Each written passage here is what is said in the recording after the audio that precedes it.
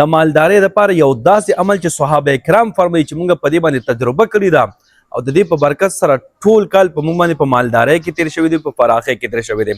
نو که تاسو غواړئ چې موږ باندې دا ټول کال په فراخۍ کې تیر شي، په مالدارۍ کې تیر شي، ټول کال د الله رب العزت موږ د غریبۍ او محتاجۍ نه محفوظ وساتي، نو سبا د جمعې په ورځ دا عمل تاسو وکړئ که نه، انشاءالله دا ټول کال به په تاسو باندې په مالدارۍ کې تیر شي، په فراخۍ کې تیر شي او ټول کال به الله رب العزت تاسو د محتاجۍ او غریبۍ نه محفوظ وساتي.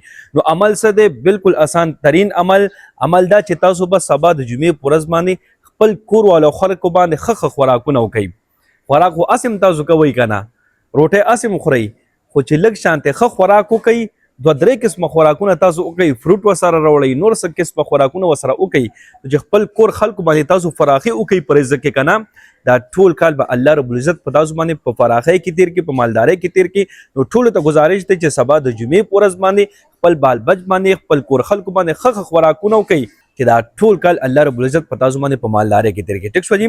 نو کوشش وکړئ خپل هم دا عمل وکړئ او نور مسلمانانو سره دا ویډیو ډېره شیر کړئ چې هر مسلمان د دې عمل نه فایده واخلي او هغه هم دا ټول کال په فراخۍ کې تیر شي، په خوشحالو کې تیر شي. وایي به تاسو ته دعاګانې کوي، الله رب العزت خوشحاله باد ساته دعاګانې کوي، دعاګانې به کوو. الله په امان.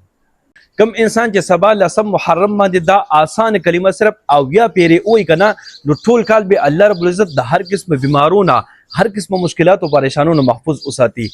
بالکل آسان ترینه کلمه ده سبا لسم محرم باندې چې کم ټایم تاسو ته ملاویږي، خو د ماښام نه مخکې که مو کوشش وکړو ډېره زیاته به بهتري، خو که ماښام نه مخکې تاسو ته دا ویډیو میلو نه شو، دا عمل تاسو زده نه کړو، خیر د ماښام نه وروسته هم دا تاسو کولی شئ، خو سبا چې تر کومه پورې تاسو د شوي نه یې که نه، دا عمل به تاسو کوئ، نو انشاءالله ټول کال به الله رب العزت تاسو د هر قسم بیمارو، پریشانو، مصیبتونو نه محفوظ ساتي. کلمه کومه ده؟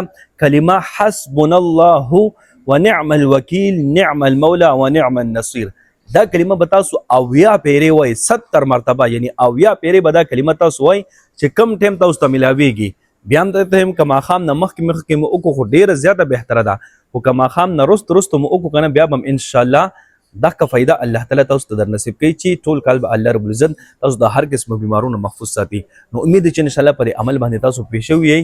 که بیا هم پکې تاسو ته څه خبرې څه تپوس خیر کمنټ کې رابطه کولی شئ، خو ویډیو ډېره شیر کړئ چې هر مسلمان ته دا ویډیو ورسېږي او تاسو ته هغې دعاګانې کوي. الله رب العزت خوشحاله باد ساته دعاګانې کوي، دعاګانې به کوو. الله په امان.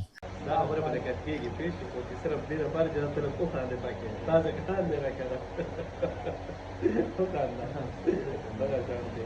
نور واده خوشحالې که خفه وته ډېر خوشحالې کې لږه اختر خو به د دې ځله ډبل اختر یې ستا